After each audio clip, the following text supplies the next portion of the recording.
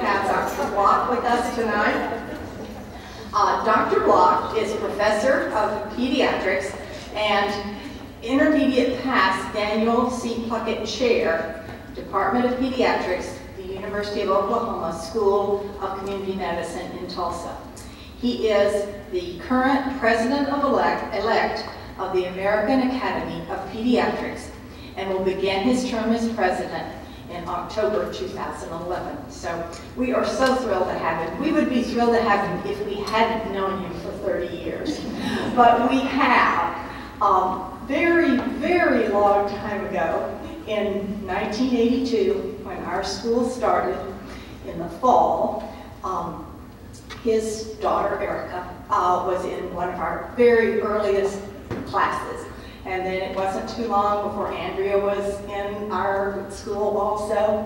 And Sharon Block was our science teacher for many, many years, greatly loved and appreciated by her students. I got a message on Facebook recently, a student who said, was going through all the teachers at our school that had really meant a lot to him. Mrs. Kidwell, Mrs. Abercrombie, Mrs. Howard, so forth. And then he said, and my lifetime love of science, I thank Mrs. Block. And so that was just a lovely thing. So we are thrilled to have him here tonight. We have these cards for you to ask questions. If at any time you have a question, I'll pick it up. You can just raise your card and I'll come around and pick up cards. Dr. Block said he does not mind at any point of our interjecting things like that. So just feel free to do that. I'll kind of keep an eye on you. We are, again, just very thrilled to have Dr. Block. And we have this, time to come up, Bob. This is your little memento.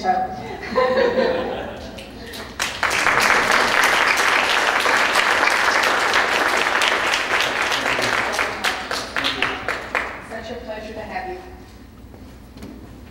Wow, it's great to be back. The last time I was here, there was more parking.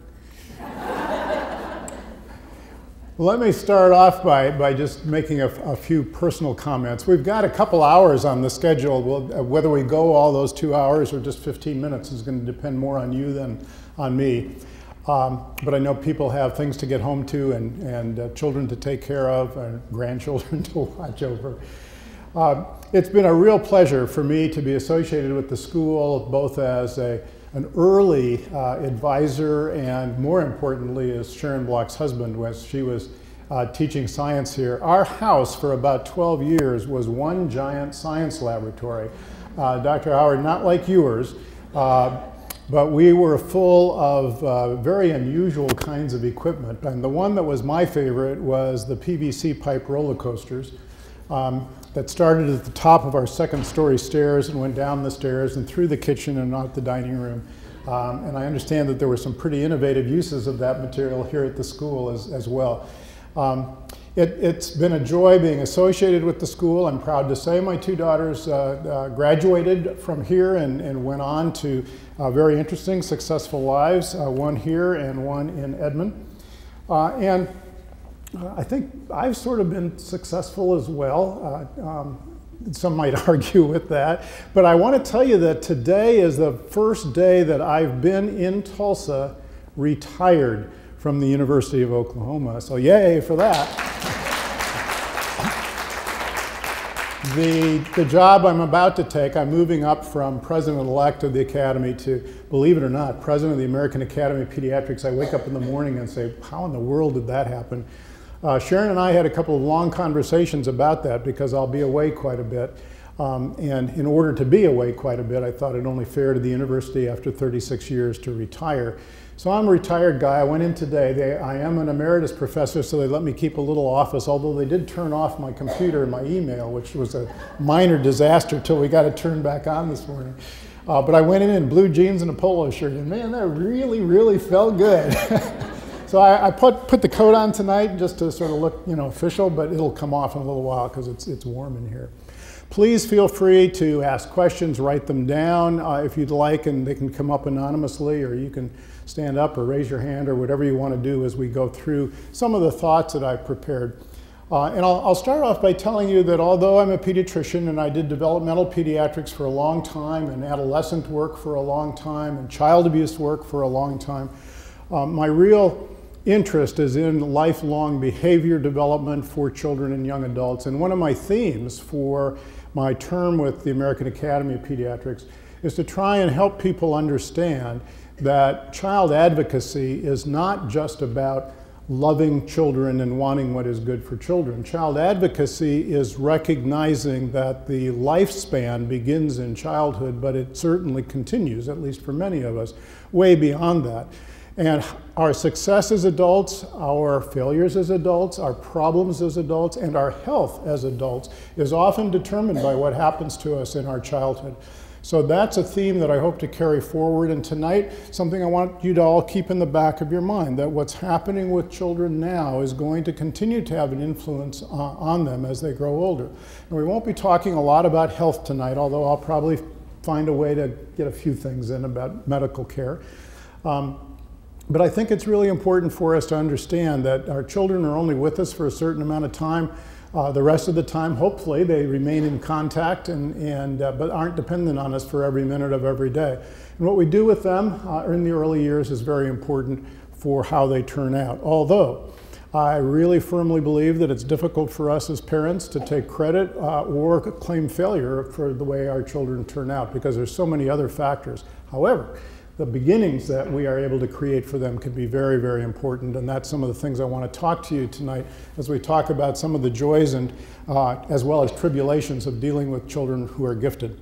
So let me begin by telling you that unless I have missed seeing somebody, nobody in the room at this instant is gifted. Because nobody in this room can run a 4.4-second 40-yard dash. And my definition of gifted is being a National Football League wide receiver. Have you ever met a National Football League wide receiver? I have. The NFL has a program that is working with the National Dairy Council, believe it or not, and with the American Academy of Pediatrics and others to get kids up and active. So that they can grow up to be healthy to sit on the couch and watch them play football on Sundays. But I've met a couple of the players, and my remembrance for name is embarrassingly bad, but who knows the wide receiver for the Green Bay Packers who really literally single-handedly won the Super Bowl last year with outstanding catches? I'm sorry? Yeah, and I met him, and he gave a talk at a nutrition conference that I was attending, and he came out in a sweater, a pair of glasses that looked just like yours, and looked very professorial and spoke in very erudite terms. And I went, and he didn't look all that big. And I'm thinking, wow, this is an NFL guy? Well, I went up and introduced myself to him afterwards, and he grew about 3 feet between when I was sitting in the audience and when I met him. Wonderful, wonderful guy. Now, he's somebody who has a talent, who has a gift that certainly most of us don't share. He has a connection or a series of connections in his brain that go to his muscles in ways that ours don't. He has a sixth sense, if you will, in terms of where his body is, in terms of the field that he's on, in terms of the player who's trying to get in his way. This is a very well honed and practiced skill. But it's not a skill that you can create out of nothing. He had to have some advantages going on in the way his brain and his nervous systems developed along the way. Now, I once remember telling my father, who was a pediatrician, that I thought that I was sort of shortchanged because being not too athletic and being very, very short, I was doomed to being in the financial area of pediatricians rather than NFL football players. So being a millionaire is not in my context as it was for him. But I make that point because I'm not sure that I can tell you how to define gifted. And one of the things I may do tonight is ask you questions. And if I ask questions, having been a professor for 36 years, I'm going to do two things. I'm going to ask the question, and then I'm going to wait, because none of you are going to eagerly raise your hands, right? So I'll wait for a while. If I were really a good professor, I'd wait until one of you was brave enough to answer. On the other hand, adult learners are sometimes shy with new speakers and in big rooms, so we'll wait, 2, 3, 10, 15 minutes to see if somebody answers. But the first question that I won't ask you to answer out loud is, think in your head, what is your definition of gifted? We send our children to the university school because they are, quote, gifted children. And I think that we are aware that they're not here because they're gifted athletes, and they're probably not here because they're gifted artists or musicians, although they might be, because you can certainly have gifts in more than one areas. But I think that we need to remember that even among children who are gifted in terms of knowledge and IQ, that they're not equally gifted all across the spectrum of education. So they might be outside of education, like I mentioned. They might be gifted as athletes or musicians or artists or even wood carvers. That's an inside story for those of you. They might be really skilled in math, but not history. They may be really skilled in English and reading, but not in math. That would be me. If I hadn't been, this is a true story, if they had not allowed me to take a couple of advanced math classes in college for credit without a grade, I would not have been able to get into medical school, because numbers and me don't mix very well. And I did great up through about 5th grade. Okay, and then it got sort of dicey. And I remember that in physics there was all sorts of computation that we had to do. In chemistry, Bob, there were these equations where you had both numbers and letters. Whoever put letters into arithmetic? I don't understand how that works. There are kids who are perhaps have global knowledge, but are not very gifted in social skills. And then there are those children who are just brilliant at social interactions and not really all that together when it comes to education, or at least their willingness to pursue education. So there's lots of different mixes, and that's probably the most important point for tonight. There is no such thing as a traditional gifted person who fits all of those different definitions. And we as parents have to be aware of that, because a lot of what we talk about tonight is going to be our reaction as parents to our children who someplace or other are being given that definition. Let me talk for a second about learning, because I have studied learning for a long, long time, and I've been fascinated by the process. You watch babies learn things from probably before birth, but certainly the moment of birth on, and it's a phenomenal thing. When you think of somebody who is born, and then think of them at 12, 15, 18 months later. Think what they can now do. My grandson, I'm going to brag about grandchildren all night long. I have 2 grandchildren. They're both a little over 2.5 years of age. Each of my daughters had their baby 4 days apart, a little over 2.5 years ago. One here, one in Edmond. That was one heck of a week, folks. You have to believe in hormones. I'll tell you this story because Erica had her baby boy first, and Andrea, who had about maybe 4 weeks or so to go in her pregnancy, asked her obstetrician if she could drive over and see her new nephew. And her husband was working, so she'd have to come alone. But he said, yeah, you're no more than 36 weeks pregnant, you're 110 miles away, not a big deal.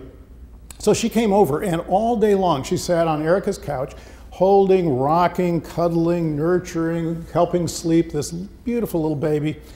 And at the end of the day, she said, time to go home. And being a dutiful daughter, she called me when she got home, like she always did, to let us know she arrived safely. But this time was different. She had a question. She said, Daddy, you know when you're pregnant you have to pee a lot? And I said, well, never had that experience, but I understand that's right. But what do you mean by a lot? And she said, I mean a lot. I said, call your doctor. So I am a firm believer that what happened, and she did deliver a little bit early. We don't like that to happen, but it happened, and in this case it was fine. Everything turned out very, very well, except for the fact that they had a tornado in Edmond on her discharge morning, and she had to abandon her hospital room, go into the hall, and worry about her baby till the tornado passed and came out afterwards. But you know, that was an absolute hormonal response to dealing with that baby and snuggling and nurturing that baby, and all those hormones that say, hey, it's time to deliver, they were just bursting out ahead of time. So if you want an on-time baby and not an early one, don't let the pregnant mom anywhere near anybody else's newborn babies for quite a while. Watching babies learn, watching my grandchildren, the other one's a granddaughter, she lives in Edmond, and watch them learn. Right now I'm watching them learn how to speak. And the thing that always amazes me is that a baby comes out of the womb able to speak any language or dialect in the world. Imagine that. Imagine the organ sitting up here that allows you to do that. And for some babies, they can learn several languages at once. I was in Salt Lake City just a few days ago, and I was talking with the child abuse team there, and they had a fellow who was visiting from Saudi Arabia, a young woman who had a just two, no, that's wrong. She wasn't quite yet two, almost, 2-year-old daughter, who came to the United States about 3 months ago, learning Arabic, but was already able to say quite a few phrases in English and understood English, you know, just in the phrases we were using with her. And I thought, how remarkable is that? For my brain to be able to do something like that at this point in my life, absolutely zero. And I suspect that may be true for many of you, unless you're gifted in languages, as some people are. But I thought it was amazing that here's this brain that's able to understand 2 languages at the same time, and how remarkable that was. Watching my grandchildren learn how to talk and learn how to start out with few words and then string those words together and then put those words together in meaningful ways is a marvelous thing to see. By the way, I'm a firm believer in developing early language. I'm a firm believer in, I don't care how much technology is soaring ahead, we'll talk about that.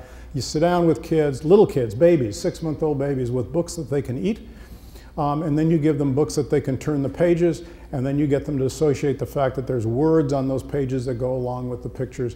It's still a remarkable skill and one that we need not abandon, ever, I think, because I don't think we can master some of the technologies that are here and that are coming unless we have some basic skills, and reading still is one of those.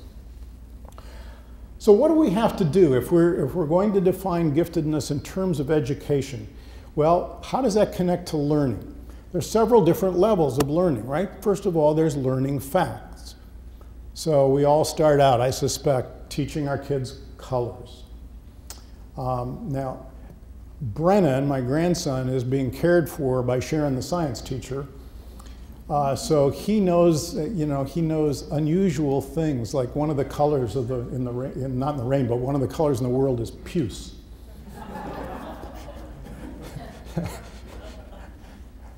He can tell you about a couple of different dinosaurs that I didn't know existed, and he's only 2.5 years old. Now, Dinosaur Train on TV is a big help with that, and having a science teacher who actually understands what they're talking about is probably a feature as well.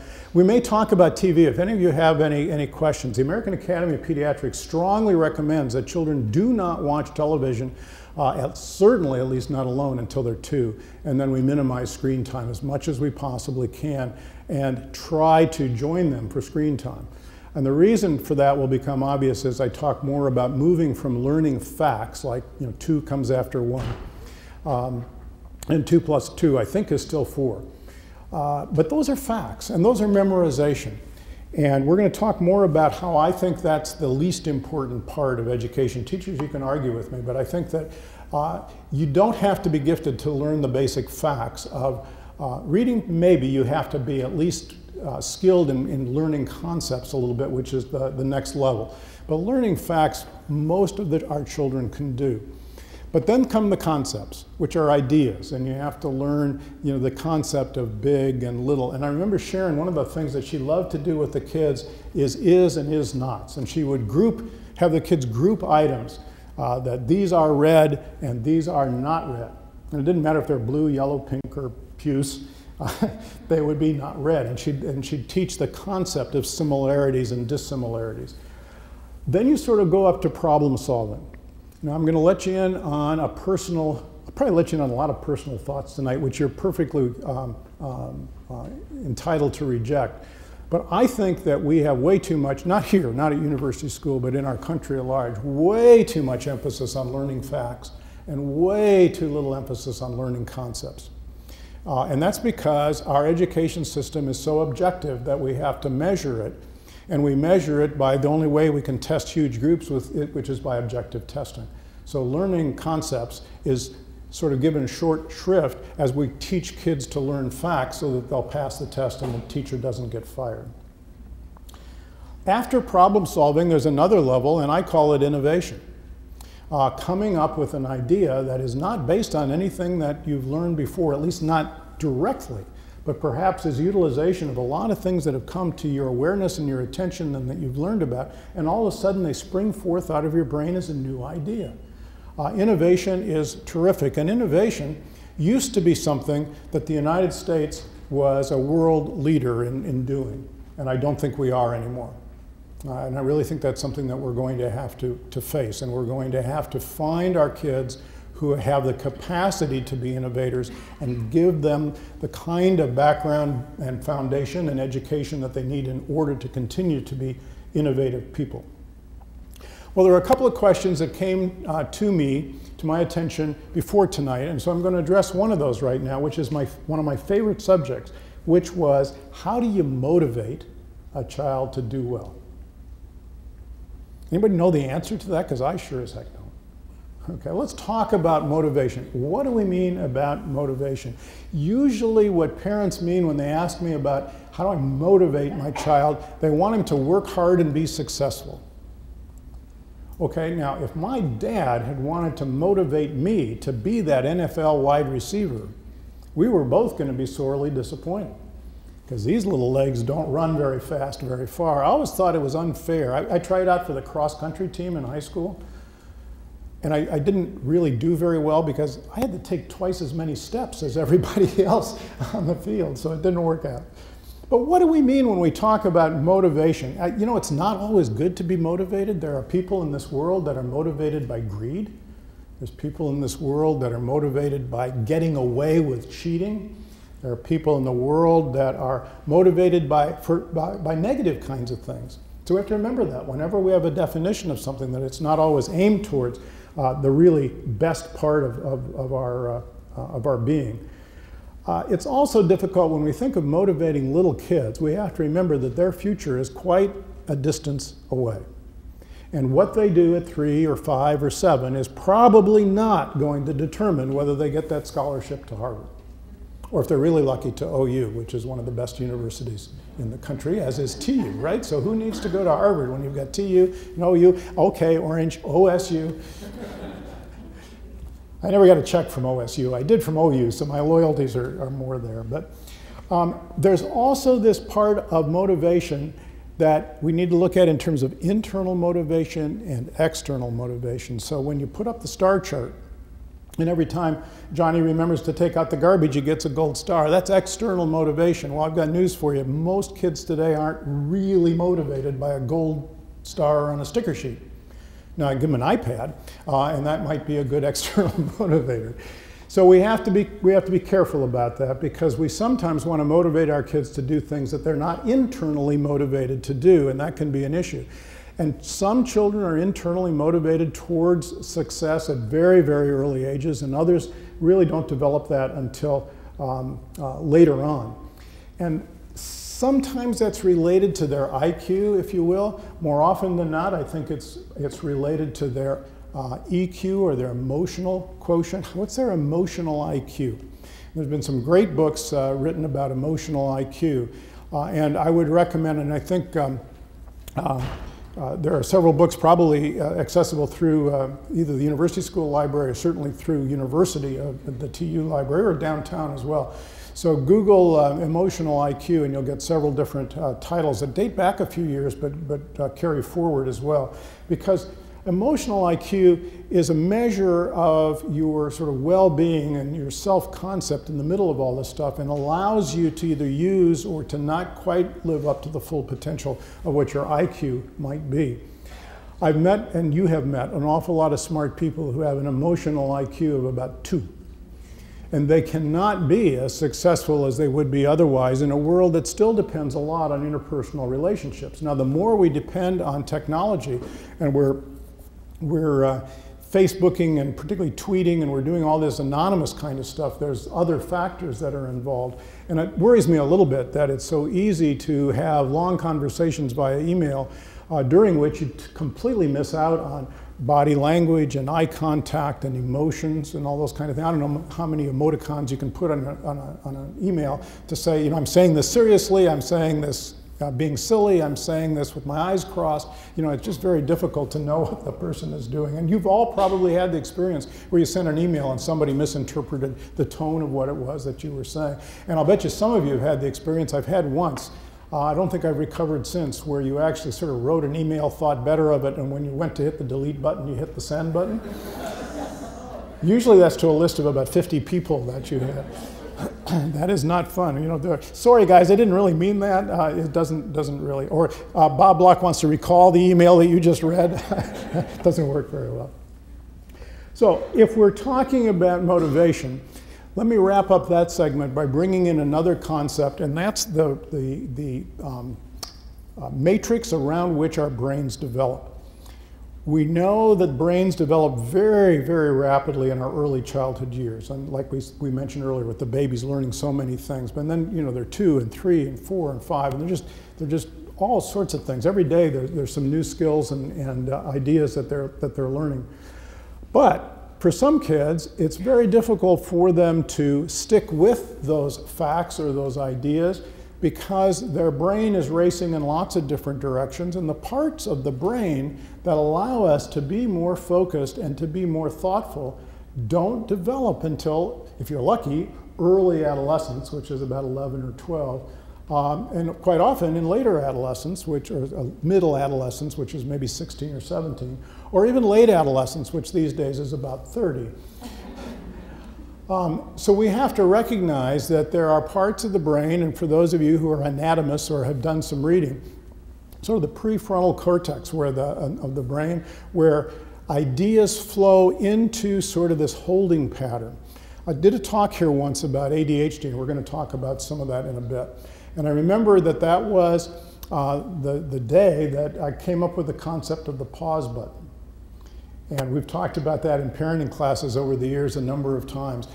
Children who have a lot of ideas racing through their heads, which doesn't mean they have ADHD, it just means they have a lot of ideas racing through their heads, can't, with equal levels of skill, control those thoughts because up until a certain age, they don't have a pause button. And all a pause button does in your brain is in milliseconds tells your brain, stop. What is what you're about to do or say or think going to be, how is that going to be reacted to by the person you're talking to or interacting with or whatever it might be? Our brain does that probably millions of times every day. And you all know adults who don't have a pause button, right? They're pretty annoying. Sometimes Sharon has to sort of corral me because I can get going on a topic, we'll see if that happens tonight, and sort of forget that I've got a pause button as well. So we need to understand that these brains develop at different rates. And yet we have a tendency, and again, most of what I'm going to say about education does not apply to university school as much as it does to other kinds of educational settings. But we still, in this country and in many countries around the world, group our kids according to what? Age, all right? Now, I had a friend of mine who was talking to me the other day. She has a child, I don't remember the birth date, but it was real close to the cutoff date. So they made a decision, rather than having him be the youngest one in the class, they'd redshirt him for a year and he'd be the oldest one in the class. Now, he may have football on his mind as well, because we like to do that. But here's a child who will graduate at 19 instead of 18 from high school. Well, who the heck cares? You know, which college person is going to say, well, we're not going to put you at the top of the list because you're 19, even though your college boards are perfect and you've got a 4.62 grade point average, whatever it might be. So we have to recognize that there's lots of individual variation, and that's something that's hard for parents to remember because we are human beings after all, and when we put our child into the world, we start comparing that child with everybody else's children. Now, you do that all over again as grandparents, but it's pretty reassuring as a grandparent that you know absolutely that your grandchild's at the head of the pack. Related to motivation is something that can either turn on a child's internal motivation or turn it off, and that's their sensitivity to the world around them. One of the questions that came in is, how do you deal with a child, and why is it that gifted children are sometimes so overly sensitive? And I want to try and address that. Sometimes children, I'm not quite sure I could define sensitivity for you because children react differently. Some children, I guess the definition is that you're hyper alert to the world around you, what people think about you, how you look, what you said, what kind of responses you're getting from people. And we all know kids at various ages who, you know, just absolutely have to have every hair in place before they go out, or the more traditional kid who really doesn't care whether the shirts and pants match, and, you know, got same shoes, both of the same color. You know, one day I gave a talk in front of a group about 5 times as big as this with one brown shoe and one black shoe, and I was out sort of in front of the group like this, and I knew that after everybody checked my zipper, they were going to look at my shoes.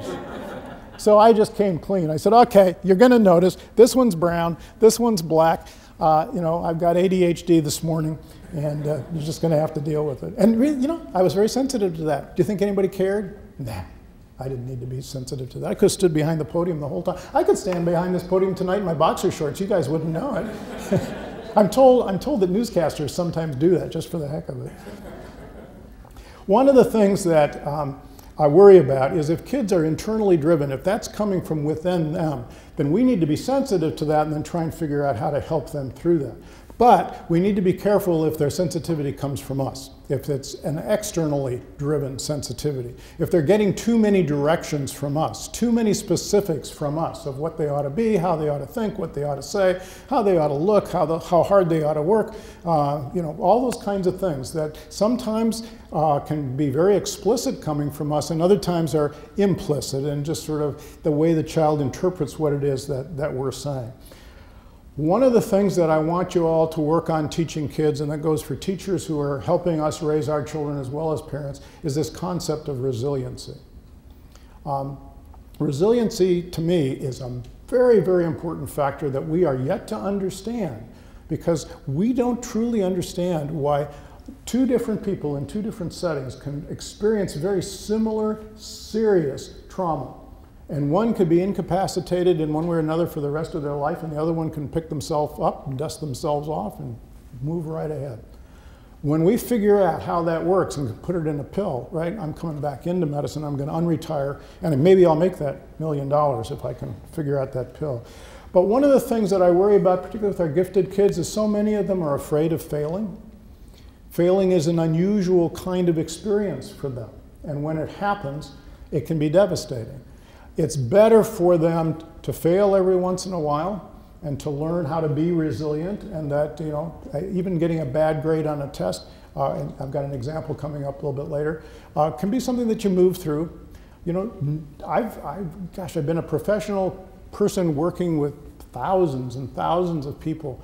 I've never once been asked what my high school GPA was. I've never once been asked, except in casual conversation with friends, where I went to college and did I graduate. I guess they assume I graduated because I went to medical school, but do you know what you call the student who graduates last in his medical school class? Doctor. That's not me. I wasn't first either. So rather than fearing that our kids are going to fail at something and how we're going to deal with that, what we have to do is almost embrace failure and hope that, unless it's a devastating failure, they learn how to figure out how to get around that. So I'll tell you my non-educational true failure story.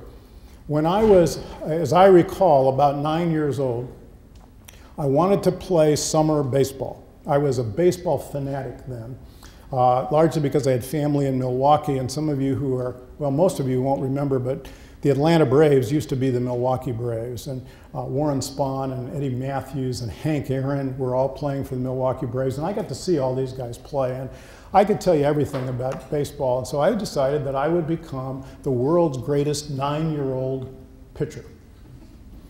And I'd go out in the backyard and throw at targets and do all this kind of stuff. And I went out for tryouts, and this was in the olden days when we handled competition a little bit differently than we do now. So we had the tryouts, and there were probably about 15 kids, some of them were twice as big as I was, still 9, who were really very excitingly good pitchers. And then there was me and a few other kids. And they did a horrible thing, actually.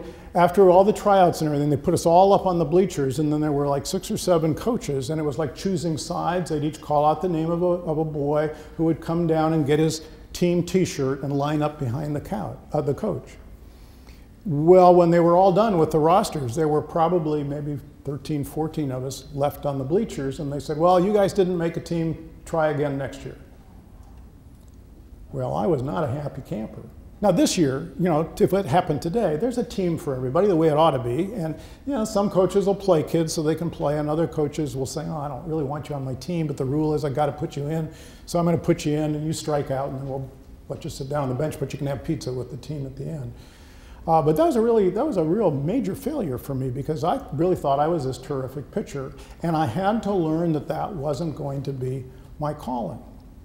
Now, some of you may have heard this story before, but it's one of my favorite failure kinds of stories, and it also has to do with baseball.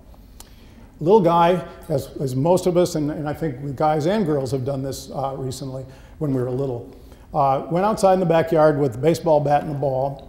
And you know, you throw the ball up and then grab the bat and then swing at it. So this little kid's out there, and he's making up this story, you know. Here comes Bobby, and there's 2 out in the bottom of the 9th, and the score is tied, and there's a runner at 3rd, and it's all up to Bobby to make a hit to win the game. And the first pitch comes, and he swings, and it's a miss. Strike 1. Second pitch comes, and he swings, and it's a miss. Strike 2. I'm getting a little worried. Throws the ball up again, very carefully this time. Really swing, it's a miss. And he goes, we just witnessed a game by the world's greatest pitcher.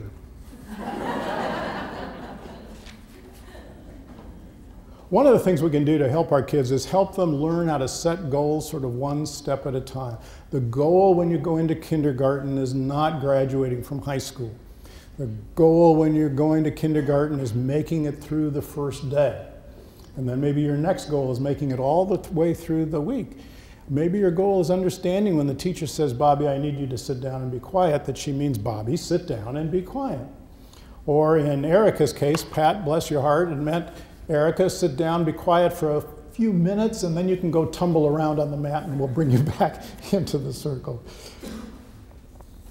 Let's talk for a second, sort of switching gears, about the difference in learning based on the way I learned and the way kids are learning now, given all the new technology that I mentioned earlier. New technology that can be a boon in the classroom, or it can be a disaster depending on how it's mastered and monitored. Most little kids come to school traditionally in 4-year-old programs, pre-K or kindergarten programs, with or without the benefit of early childhood learning experiences, pretty facile with some of the pre-computer type computers, particularly now with iPads, where it's more touch and go than it was back when I started with computers. And gosh, what was it, Bob, that we were using DOS or something? You know, if then, and you know, so what? So we've got these new technologies, and the real key for us is finding people who wouldn't be me, who can help kids weave their way through learning using the new technologies, the access to information that they have early on. As soon as you can spell Google, you can, or Wikipedia, you can learn everything that you want to know about anything. The problem is half of it's wrong. Right? There's nothing in Wikipedia that says that this is a certified truth. And even Google is probably, what you learn is more dependent on how much money they can get in advertising to get their name up at the top of the list. Because how many of you, when you Google something, go to the 4th page? That's my new trick. I go to the 4th page. Now sometimes it's the 200th page, but I try and find out the remotest link to something that I'm trying to look at. It's sort of fun to do that. Well, if you heard Rich Fisher and me talking either a week ago or I guess today, I used a quote that I really like. There's a guy by the name of Eric Hoffer. And Eric Hoffer is probably not somebody that most people know. Anybody know who Eric Hoffer is, just out of interest? Eric Hoffer was this very interesting fellow who, as a child, was blind from the age of 2, I understand, to the age of 15. Why he went blind, nobody knows. Why he regained his sight, nobody knows. But when he regained his sight, I've learned, he tried to read as much as he could. So he was a voracious reader because he was afraid he was going to lose his sight again. I can't even guess medically what it might have been that did that. But he worked as a longshoreman in order to put food on the table. And while he was working as a longshoreman, having read so much, he started writing. And he sort of is known now to be the longshoreman philosopher, which is pretty cool. And he said, and this is one of my very favorite quotes, and I always use it when I'm talking about education. It goes like this: in times of change, which is the future, in times of change, the learners will inherit the earth, while the learned will find themselves beautifully equipped to deal with a world that no longer exists. Is that beautiful or what? I don't care what you know, what facts are packed in your head, unless those are facts that are going to be foundations for new learning. We have to be continual learners. I'm telling my medical students now that after they finish medical school, they'll have anywhere from 3 to 5 years of residency, or residency for 3 years and a couple of years of maybe fellowship training.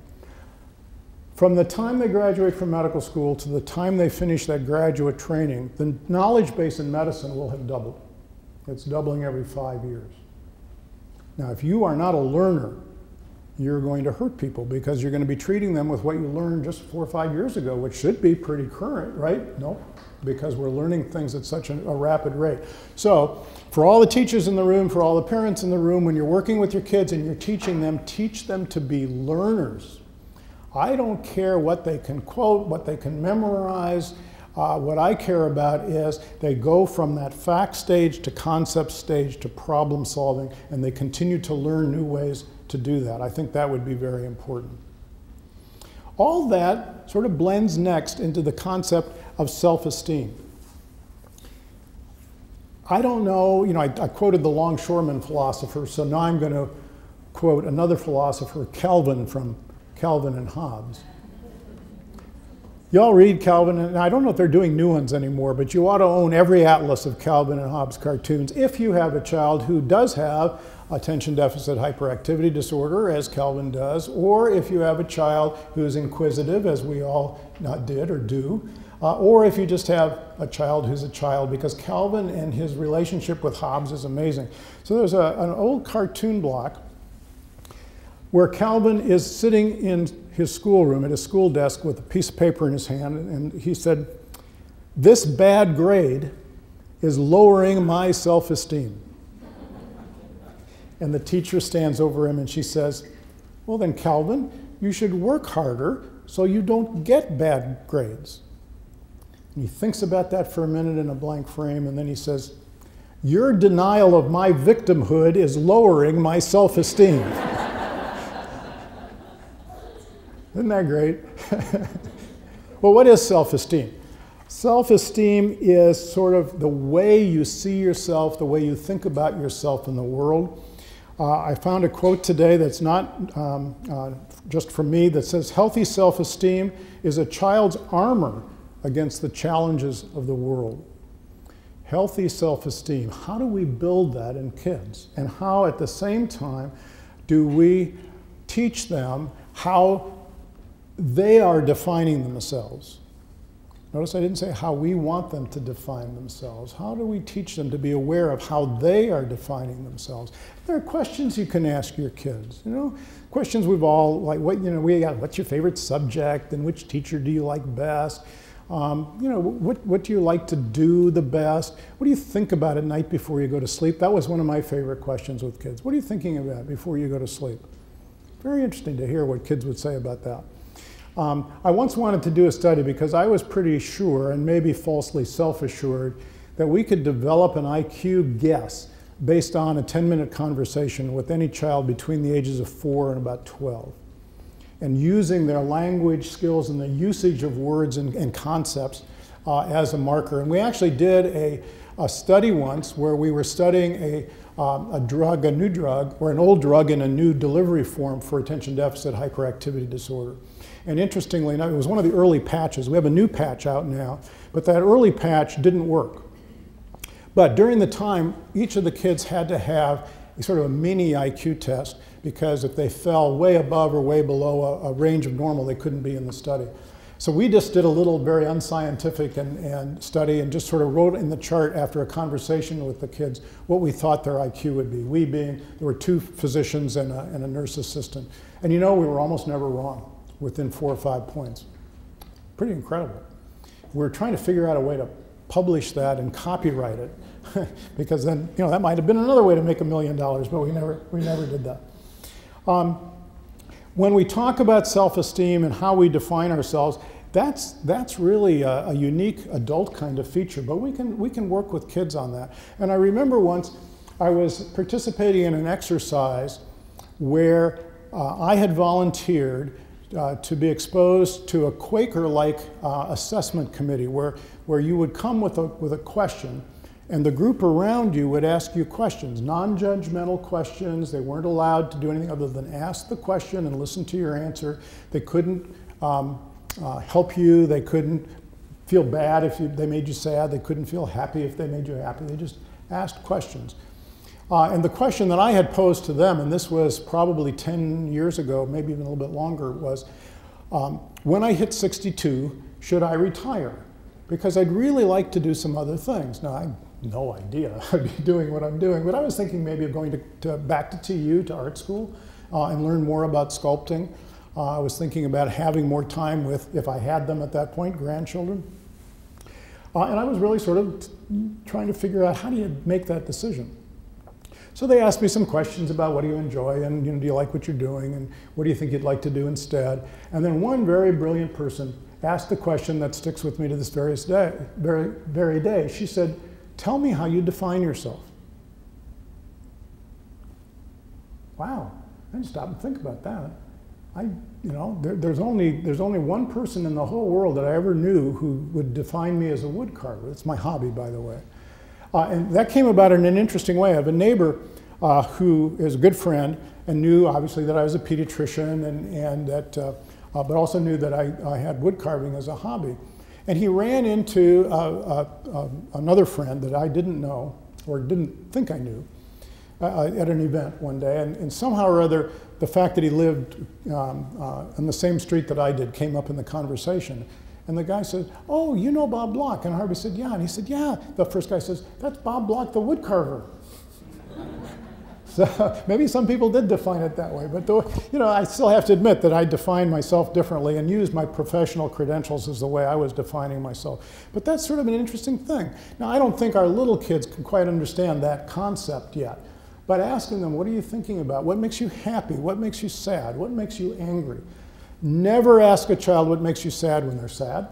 Never ask them what makes you angry when they're angry. But ask them soon afterwards, when they can still remember, what it was that made you angry, what was that made you sad. It's easier with 2-year-olds. I'm learning from my grandchildren. What makes you sad is when you don't get your way. It's pretty simple. Part of self-esteem and feeling good about yourself is developing resilience and is developing persistence. Gifted kids have a tendency to have low levels of experience with not doing well. So when they don't do well, it's a relatively new experience for them, and they don't quite know how to handle that, and they can come apart at the seams pretty easily. I used to sort of half tongue-in-cheek, half not, tell parents, let's set up a few things along the way that you know your child isn't going to be successful doing. Watch and see how they handle that. I mean, you know, not jumping out of an airplane without a parachute, but something simple that they might not be able to grasp as quickly as they do some other kinds of things. See what happens. Nothing major. You know, you don't want to destroy them in the process. But then you can start talking to them about persistence. You may have to use a different word. You can use examples. Most kids, when they learn to ride a bike for the first time, fall. And then the next time they fall again. And you can tell them when they get up and try a third time or a fifth time or a 10th time. You can tell them, and by that point you can probably use words like persistence and explain what it means that you keep trying until you succeed, and you will eventually succeed.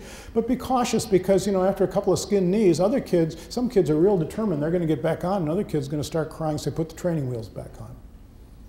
And then they're going to go home and say, I have to have my training wheels, and all the kids are going to make fun of me, and I'm an abject failure, and I'll never be a success. So you don't put the training wheels back on. You let them get a good night's rest, take the bicycle out the next day, and say, go for it. And eventually they're going to be successful, and then you break out the apple juice because they're not old enough for champagne. One of the things that is important in self-esteem, I think, is this concept of being seen as being capable, but being loved whether you're capable at the task at hand or not. Children from early infancy on have this sense of attachment. We used to talk about bonding in the olden days. Bonding is a very, it's relegated a lot to moms and babies, and the fact that mom's been carrying the baby, through gestation, and dad's sort of been an onlooker to that. And then bonding at the moment of birth, you see the baby, and both mom and dad sort of bond to this baby, although the first 5 minutes of life are not the most beautiful time for most babies. But attachment is a long-standing thing. Attachment is, if I'm a child, a baby, if I cry, somebody's going to come find out why I'm crying. If I'm hungry, somebody's going to feed me. If it's too dark or too light, somebody's going to come turn the lights on or off. If I'm wet, somebody's going to come and put me in dry clothes. And sometimes I may have to cry longer. And sometimes I might have to sort of yell a little bit because after several weeks of doing this, the parents are literally in a dead sleep. It's harder to wake them up. But I understand that sooner or later, if I make my needs known, they're going to be met.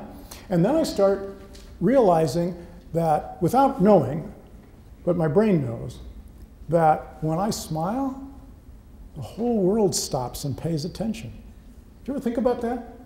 A little itty bitty baby, little smile. Now doctors like to ruin it and say, too young, it's just gas. Not true. Smile is a smile. A smile is a defensive mechanism for human babies. It's harder, this sounds terrible, but it's true. It's harder to hurt a baby who's smiling and laughing with you than it is one who's crying. And crying is a major factor in trauma to babies. So we are trying very hard to teach parents that crying is a natural phenomenon. And when the crying persists after the need has been met, it doesn't mean that you met the need carelessly. It just means that you have a baby who cries a lot. And there's a bell-shaped curve for crying, just like there's a bell-shaped curve for IQ. The two don't overlap at all, by the way. So we want to create this sense of attachment and nurture for kids because that is much more important than our praising them for something that they've learned or something that they've been able to do. So when children are trying something that they may or may not succeed at, the real key for us and the key for teachers, and I know the teachers here know that, is that we want to reward the effort and the completion of the task rather than the outcome of the task. If the task was, I want you to go home tonight and fill out this worksheet, if it comes back filled out, even with some of the answers wrong, but with what obviously was a good attempt, then you don't go head over heels about, oh, wow, you did this, but rather appreciate the fact that you did your homework and you made an attempt to get it done on time. Good for you. Now let's talk about the things that you might improve on next time we have a similar assignment. There's a story about a little girl who brought home her first picture from kindergarten, and it was really a pretty nice picture. She's 5 years old, and she managed to get, see if I can remember from what Dr. Hollingsworth taught me. She remembered that there's a whole page, and it doesn't just end in the middle with the grass and the flowers, that you want to put the sky, right, Pat? You want to put the sky there. You might want to have some things in a little bit of proportion. And you want to have good use of colors. Doesn't matter if they match or not. You just want to try experimenting with puce. And so the child brought that home, and instantly up on the fridge it goes with all sorts of, oh, you know, you're such a wonderful child. There's a beautiful picture. I bet you this is the best picture from the whole class. We're going to put this right up here where Grandma and Grandpa can see it, and all your uncles and aunts. And, you know, I've got Skype, so I'm going to hold the computer up to the picture so that everybody that's on my Skype list can see your picture. So, you know, what's going to happen the next day? Another picture comes home. Not quite as good, but it goes up on the fridge. And, you know, oh, you're still a wonderful child and we love you so much. Bad combination, you know. I love you whether you're a wonderful child or not, so you don't want to put those two things together. And day after day, back come the pictures, and up, you know, pretty soon the whole fridge is covered with these pictures, and Mom looks at them and recognizes that most of the pictures are really pretty bad, and that first effort has not been replicated. Well, you all know why. Because it didn't take replicating that effort in order to get the praise that the first picture got. And so now you're in a position as a parent where you have to say, you know what, I'm going to take all the pictures off the fridge because I need some more floor space, more door space, because I want you to bring home some more pictures, because I really remember when we talked about how you put in the sky, you put in the grass, and those puce flowers that you drew were so pretty. You know, I'd like to see some more like that, because the last ones you brought home were sort of like Picasso. It's a learning point right there, right? There's some lines and things, then we gave it a fancy name and sold it for $63 million. But we have to understand for our kids that you can say, I appreciate the fact that you drew a picture, but the ones that go up on the refrigerators are your most terrific pictures. And by that, we sort of balance out. And by the way, we don't never mention the word love while we're doing that, right? I love you, but this is sort of a crummy picture. It's fine. I want us to think in terms of role models for kids. That's us. So teachers and parents, kids are watching us, they're listening to us. Now, they're not listening to us in terms of what we tell them they should do or what they should be. They're listening to us as we interact with each other.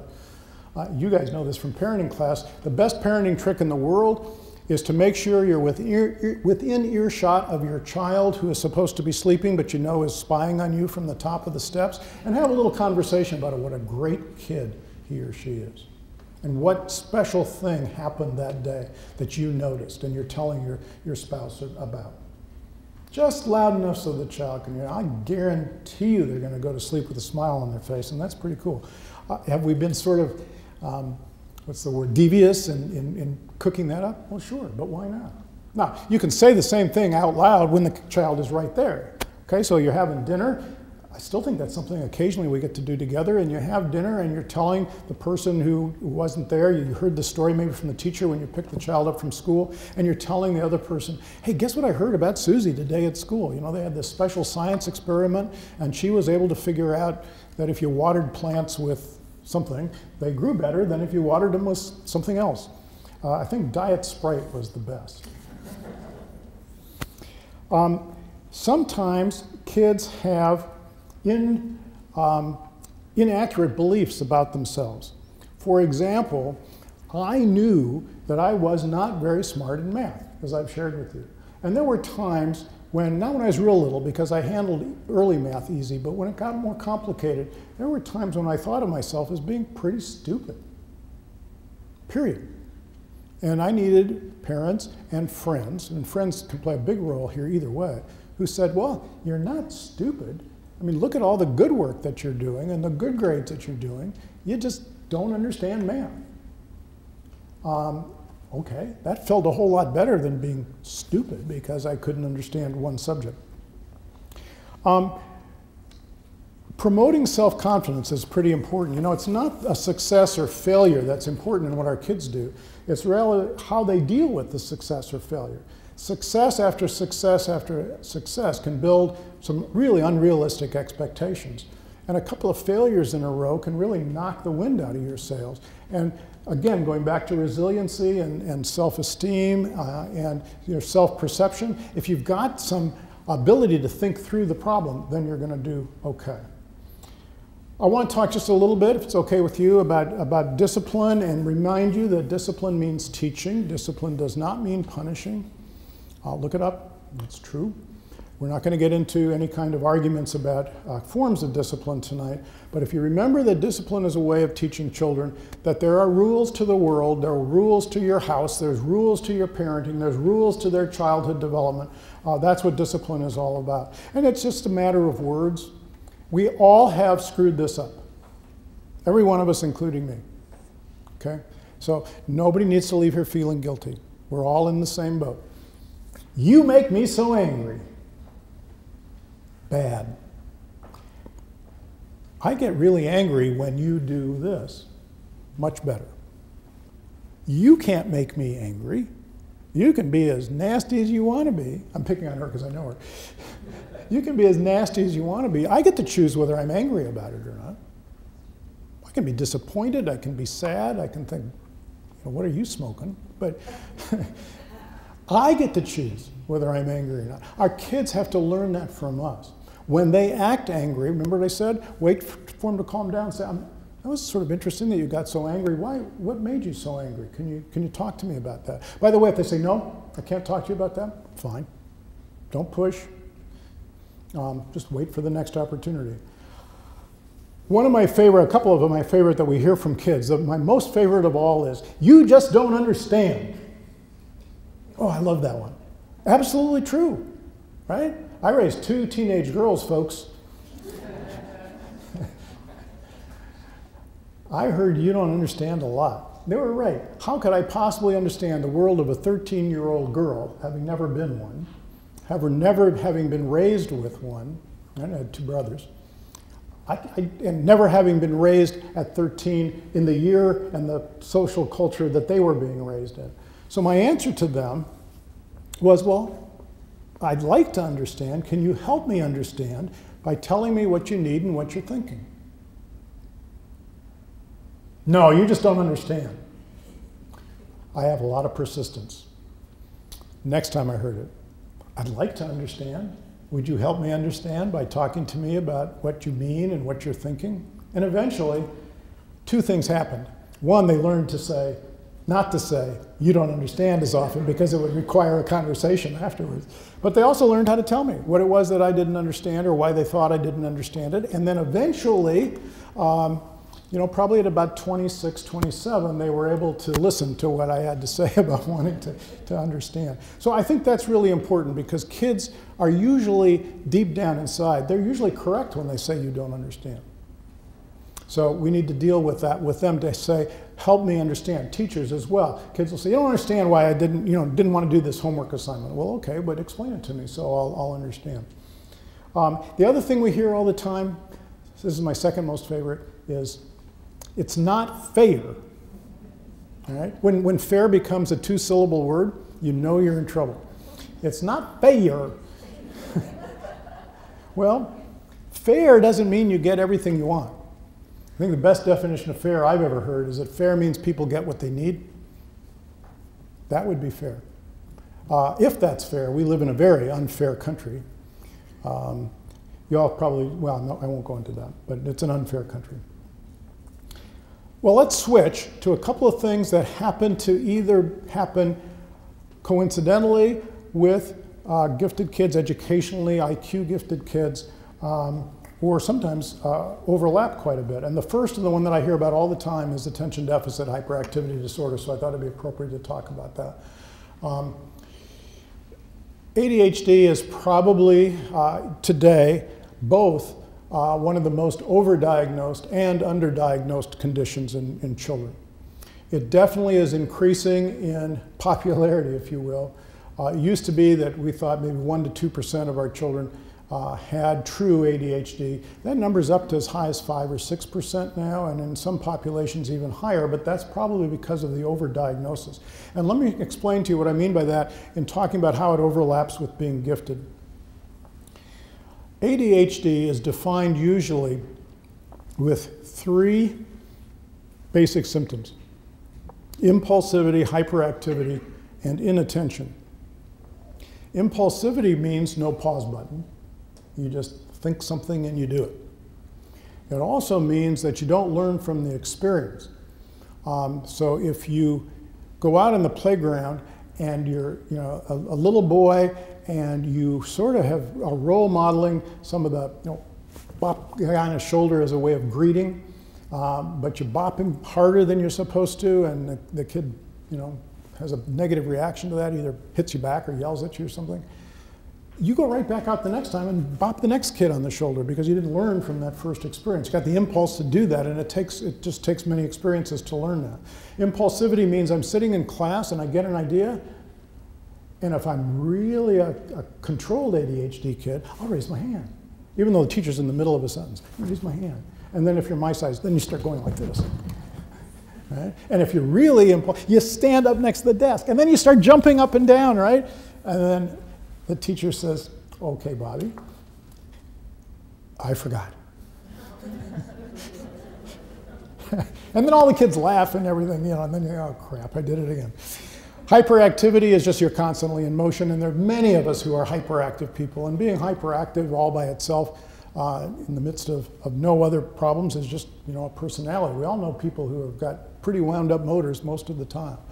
I thought I was a pretty fast talker till I met one of the American Academy of Pediatrics lobbyists in Washington, D.C., who can talk in word for word. He can quote all these things that are in statutes that have just been passed or regulations that have just been passed, and he does it so fast you can barely understand a word that he's saying. I've never seen anybody talk so fast. Now, he's got a super IQ, or at least a super memory, and a real gift for remembering those kinds of things, which is ingrained in his interests. He's doing what he's doing because that's really what he's very skilled at. But some kids are just, they talk really fast because if they don't, they're going to forget by the end of the sentence what it was that they wanted to say when they started the sentence. Some kids never sort of outgrow the 3-year-old. I love 3-year-old language. Right? Anybody here work with 3-year-olds or have 3-year-olds? How often does a 3-year-old start a sentence?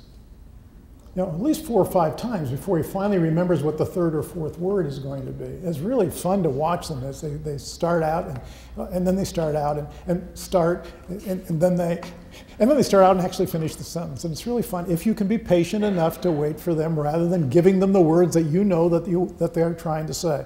And we've all done that at one time or another. Inattention means what it means. It's that you don't pay attention to what's going on. But let me give you another list of symptoms. Intensity, sensitivity, perfectionism, curiosity, and impatience. You put all those together, and it looks like ADHD. What I just described was a gifted child. Right? Our gifted kids are intense, they're very sensitive, they have, many of them, this sense of that things have to be perfect. They're often very curious, which is a wonderful thing, and they're impatient. It isn't so much they want it and they want it now, but they've grasped this concept, they want to go on to the next one, then they want to go on to the next one. They don't want to wait for you to catch up with them. And that can look like ADHD, and if it's a problem, if it translates into behavior that's unacceptable, they're going to end up in offices like mine with somebody saying, you need to put this kid on Ritalin. No, you don't. You need to figure out what's going on with the rest of the child. Now, there are other causes for hyperactivity, impulsivity, and inattention that are social in nature. We see those kind of things in children who have been maltreated and neglected. So that's something else we have to consider when we're doing assessments. The problem with our healthcare system is when you take kids in for evaluations of ADHD, somebody has to do the evaluations, interpret the evaluations, decide on medications if we're going to make that diagnosis, get you all squared away with that, predict what's going to happen in the future, and do it all in 15 minutes. Can't be done. Can't be done. Don't ever accept that from anybody. It cannot be done. Now, the problem is, who's going to pay for that extra hour or 2 that it really takes to get that diagnosis nailed down? Well, I'll tell you what, folks. For the price of a family of 4 going to an OU home football game, you can do an ADHD evaluation. It's just a matter of priorities.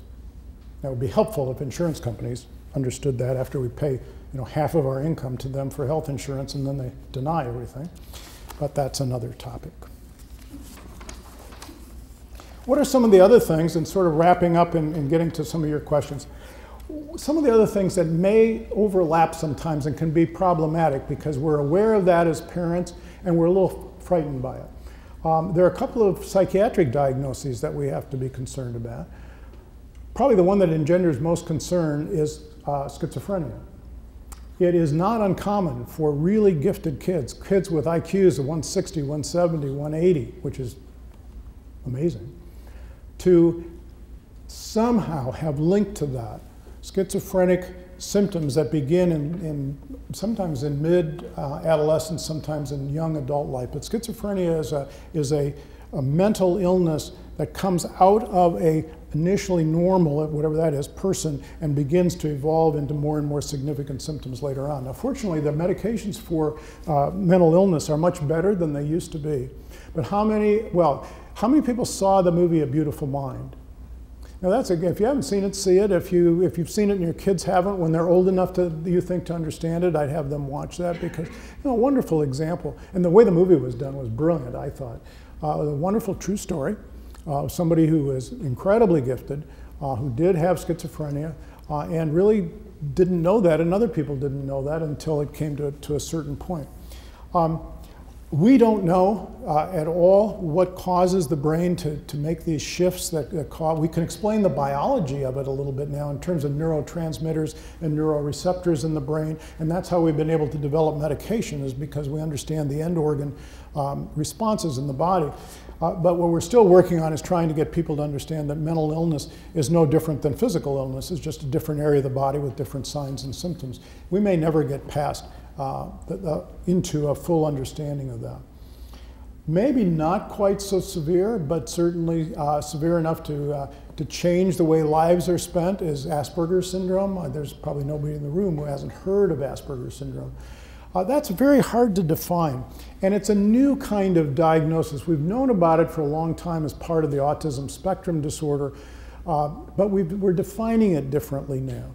There are a lot of people who would fit the diagnosis of Asperger's syndrome who are on Forbes' top 100 richest people in the world list because they invented computer companies or have other business skills that have given them. Now, I won't mention names, but there's some folks that I've met who are incredible philanthropists, who are incredibly successful at business, who probably wouldn't be your date to a fancy social event. Do they have Asperger's syndrome? I don't know. It depends on what you define as Asperger's compared to what. So but we hear that a lot, and people worry about that a lot. And it's diagnosable, I think, if people are concerned, particularly with young adults is where we see that a lot.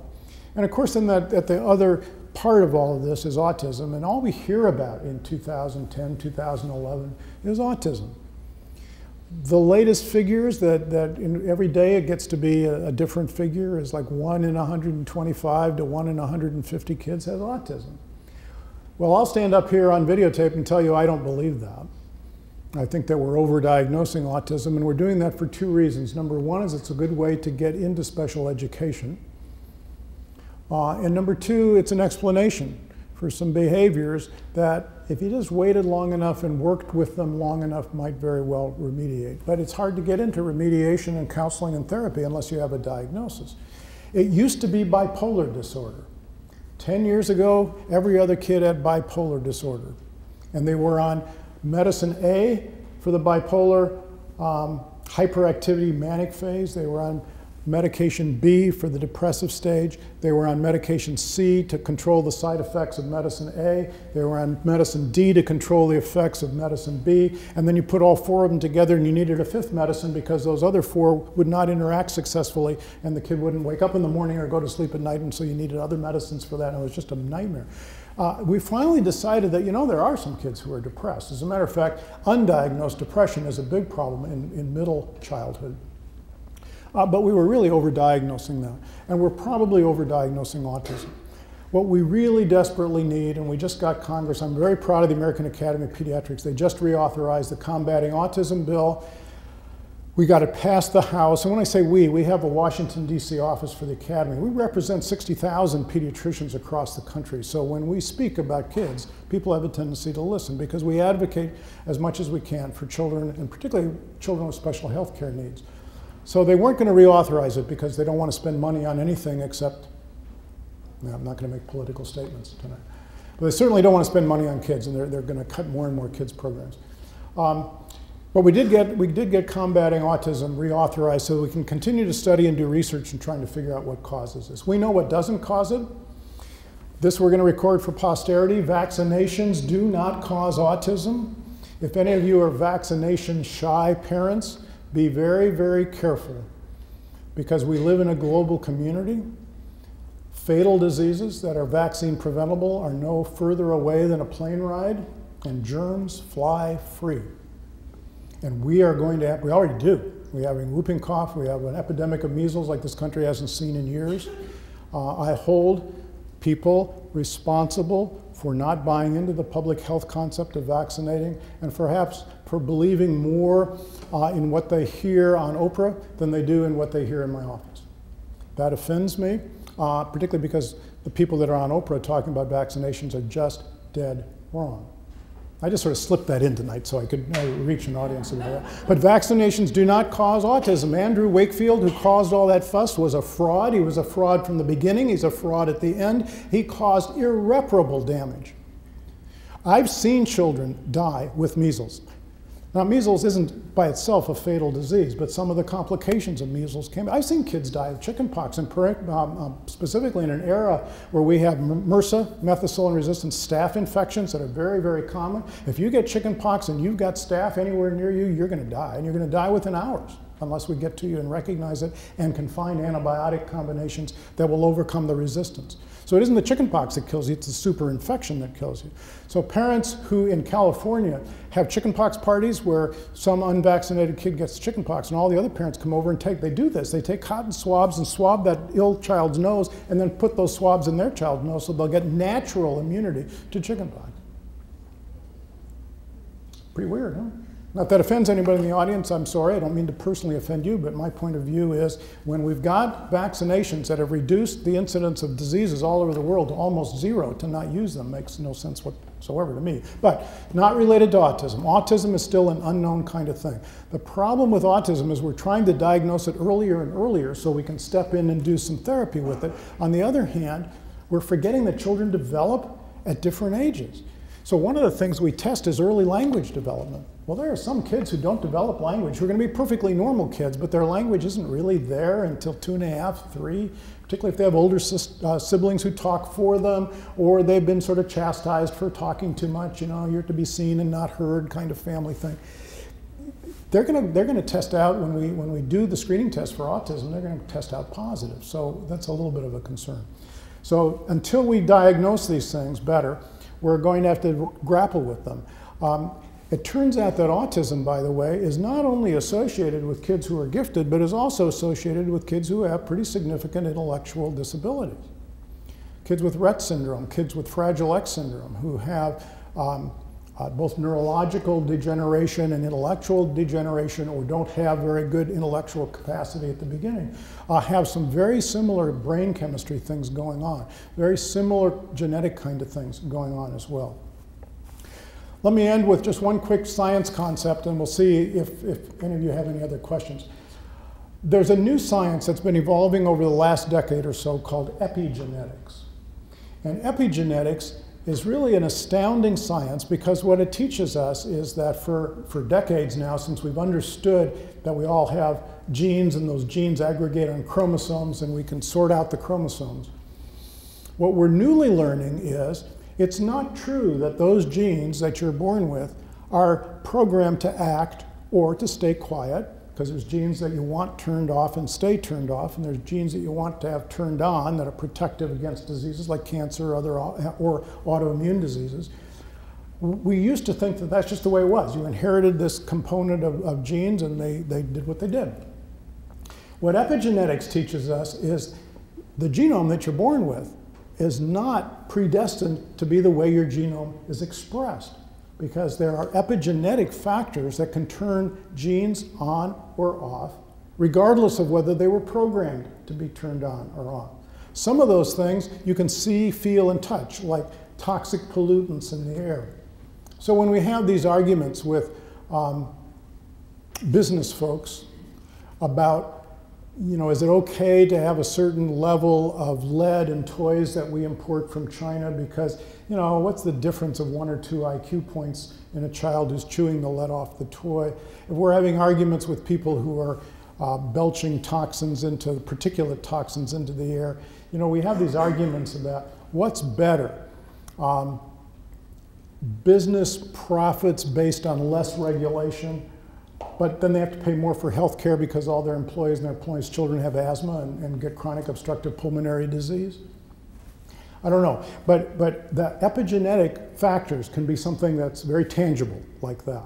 And what happens, I'm almost afraid to say methyl group with Bob Howard in the room, but what happens is methyl groups will come into that genome and attach to the DNA and the messenger RNA and change the way that gene is expressed. What's more intriguing to me, with an interest in child maltreatment, is that adversity in childhood is also an epigenetic factor and can cause the same chemical reactions within the genome. So there's lots of things that we have yet to learn about. Remember, I started out by saying what happens to us in childhood often plays at least a role in who we are and what our status of health and mental health and emotional health is during adulthood. So we have to learn about that. It's something that your children will learn if they're in sort of elementary, middle school age now. By the time they get out of high school, they'll probably be studying epigenetics. I'm having to study it as a new science, and it's a lot harder at my age than it would have been at 15. But they will teach us a lot about ways that we can learn to recognize what's happening in an epigenetic fashion and deal with it more effectively. The interesting thing about an epigenetic change in your genome is that, let's say it's a change that puts you more at risk for a certain physical disease. That changed gene is a fixed part now of your genome, which then passes on, at least 50% of it, to your kids. And then to the next generation, unless something other epigenetically comes along to combat it. So we can have a child that we're seeing who has some issues that were created by their parent having adversity and some real stressors, toxic stressors during their early childhood, which I think is pretty interesting. So let me sum that up. What does all this mean about gifted kids? What are the joys and what are the heartbreaks? We've talked a lot about just sort of the generality. The joys of gifted kids are the joys that need to be contained, because you're living in a world where most children are not labeled as gifted. They're normal, they're average, they're great kids, and if we would understand that and deal with them, maybe more of them would come out meeting the definitions of gifted. But it is joy to have children who are smart, children who challenge you every day in terms of what they know versus what you know, who can teach you while you're teaching them. Those are the joys. The hardships are the fact that these kids often are overly sensitive. They often are perfectionistic. Some of that perfectionism comes from us, and we have to be careful about our expectations for kids. I used to say that I was going to write a book one day. I was going to call it Great Expectations, but somebody beat me to that. So I'm just going to call it Expectations, and the expectations of parenting and what we expect our children to be able to do, how we deal with the fact that they may let us down every once in a while. Who owns that being let down? Is it because we had too high expectations and they couldn't maintain that, and they are having trouble maintaining it because the stress of having to maintain high expectations is really, really very difficult? So remember that we can modify that a little bit, and then we're going to come right back to the beginning. And remember that nobody in this room, if we're talking about running a 4-4-40, is gifted. So how we describe our kids and how we talk about them and how we help them to understand, you're a pretty smart kid, you understand these things, I'm very happy with the way you're learning. Those are all good things to say. You know, here's an extra candle on your cake because you're a gifted kid? I don't think so. So we need to let them learn to be comfortable with who they are, to be comfortable with what they do well, be comfortable with where they have problems. Last thought about being gifted that makes it hard but both joyful is high school teachers tell me that it's very, very difficult for them to teach gifted high schoolers. And it's very difficult to teach them because the kids are interested in so many things and they understand so many things. They can understand math, they can understand chemistry, they can understand physics, you know, and recently I heard that we're challenging E = mc squared because somebody found some subatomic particle that they think travels faster than light. Now, to my brain, I don't know what that means. But there are kids who understand that. Isn't that marvelous? So we need to put this whole thing in the context of remembering that kids are kids. I gave a talk here once to your kids many, many years ago, and I called it 10 Ways to Botch Being Gifted. And one of the ways was to be too comfortable in your own smart skin and not to be so comfortable in that skin that you didn't sort of venture outside of it every once in a while. And the last part about it was, a good way to botch being gifted is to forget to have fun, to forget to play, and to forget that you're still a child. And that's where they need us, to remind them. So those are my thoughts. I'm happy to answer any questions. If there are any at all, you can raise hands, you can bring cards up, or we can all go home and watch Tuesday night football.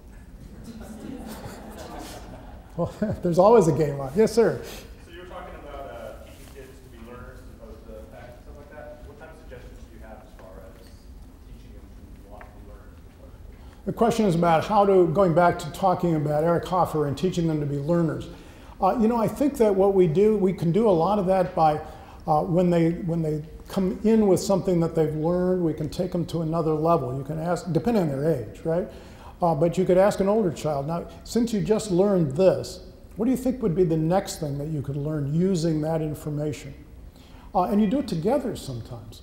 You know, we probably, when we come home from work, we're oftentimes pretty tired and we're happy that our kid has 2 or 3 hours of homework because we have a little quiet time. It's okay to do homework with your kids. It's not okay to do it for them, obviously, but it's okay to do it with them. And I want to say another word about homework because I promised Sharon I would for you guys. The idea of asking a couple of questions and based on what they're telling you they learned in school that day. Of course, all kids, when you ask them at dinner, what did you learn at school today? Or how was school today? They always have the same answer, right? It's fine.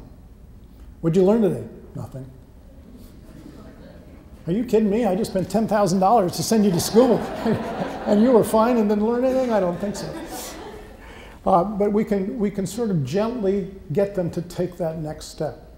If they come home with, and it doesn't have to be just a knowledge, if they come home with that beautiful picture, you might say, you know, that looks like a Van Gogh. Let's go look at a couple of pictures of Van Gogh, because they may not know who that, well, if they go to university school, they'll know who Van Gogh is by the time they're 2. But you know, you can show them something. Opportunities. There's wonderful children's museums now. There's actually, having said bad things about TV, there's wonderful shows on television where you can watch, hopefully with the kids, where there's really great learning opportunities. I'm spending a fair amount of time with Brennan, and I don't get to see Mackenzie as often, watching some of those shows. Some of them I don't like. They're a little bit too contrived, but there's some that really can stimulate some concepts. So going from fact to concept is a way to get them to be learners. And that takes us back to innovation. You know, get them to invent something. We forget that the best toys for little kids are the boxes that the expensive toys came in. That's still true today. I don't care about, I care about computers and they need to learn how to use the technology. But you know, maybe they build their first computer out of the box that your computer came in. And learn how to evolve something and then play and pretend. Brennan likes to think that he's a fireman at times. We haven't used any special influence to get him training at the fire department lately. But he'll take a paper towel roll, and that'll be the hose, right? And he'll go around, and I think it's Fireman Sam. So it's Fireman Sam to the rescue. And he takes that hose and he'll go, you know, pretend hose, and he'll squirt. Now, God forbid we give him a real hose because we get hosed. But he does that great pretend thing, and it sort of takes him one step into a concept of what he's watched on TV and now actually can act out. So those kind of things I think can be very helpful. Oh, this is a good one. How do we help kids learn to live in a world where people are with people who are not as smart as they are when they're being raised in an environment where everyone is? Aha. So they come from a family with fairly smart parents and fairly smart siblings, and they come to a school where everybody is gifted. One of the things we can do is expose them to things where they don't have gifts. Expose them to people who can play the piano better than they can. Expose them to people who can kick a soccer ball a whole lot better than they can. Expose them to people who can do, you know, act in a play better than they can. And let them know that that's okay, that these are people that have certain skills, and aren't we happy that they do, and then aren't we happy that they have the skills that they have, and then we all mix together. What you want to avoid is we and they. This country has been built ever since its inception around we and they. And right now, my friends, we and they is destroying the country. All right? That's not a political statement. That is a statement of fact. Do you know why there are riots on Wall Street? Anybody here a history major? Has there ever been a time in human history when the gap between the haves and the have-nots has been wide that there hasn't been a revolution? We're beginning a revolution. There are people who are not going to tolerate putting their homes in foreclosure, losing their jobs, not having an income, not being able to afford health insurance, while there are trillions of dollars of cash in the pocket of 1% of the population. Now, I'm not going to predict here tonight that we're headed for revolution, but it has never happened before that we've had this gap without one, so be on the lookout for that. So I think that what we want to do is we want to teach our kids that you have some things that somebody else doesn't have. They may have some things that you don't have. Wouldn't it be a great partnership? There's a story about Kimberly and Clark, the paper people, and I don't remember which one was which, but one of them was a great idea person but could never carry an idea forward to an actual product. And the other one was an accountant. And they formed this partnership. So one guy came up with all these great ideas like toilet paper and paper towels and things. And the other guy said, oh yeah, you know, we can market that this way and we can wrap it this way and sell it this way. And that was wonderful. Oh, my favorite, how much homework is too much? The homework that my daughter's 8th grade chemistry teacher, 9th grade chemistry teacher gave her was too much. Because it took 3.5 hours a night to complete, and she had 5 other subjects. It took 3.5 hours to complete, even with me there, or perhaps because I was there, because she was learning chemistry. This is God's truth. She was learning chemistry I learned the first year of medical school, in 9th grade. Now, she wasn't learning it.